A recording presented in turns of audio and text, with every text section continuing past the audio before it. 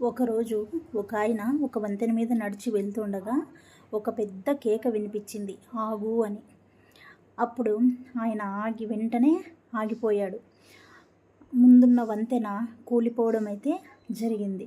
అప్పుడు ఆయన ఆ ఆకాశవాణికి కృతజ్ఞతలు తెలియజేసి వెనక్కి తిరిగి వెళ్ళిపోయాడు. అదే మనిషి ఒక రోజున వర్షంలో తడుస్తూ వెడుతున్నప్పుడు మళ్ళీ అతనికి అదే కేక వినిపించిందనమాట.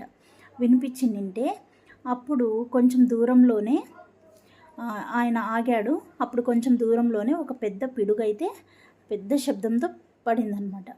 అప్పుడు ఆయన, అయ్యా మీరెవరు?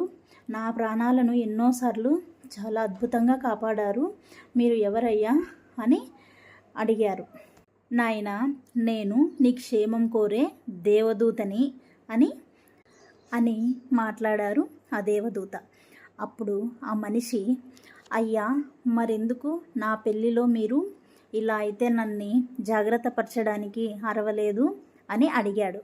అప్పుడు ఆ దేవదూత, నేను అరిచాను నాయనా, కానీ డీజే సౌండ్ ఎక్కువ ఉండడం వల్ల నీకు వినిపించి ఉండదు అనైతే సమాధానం చెప్పారు.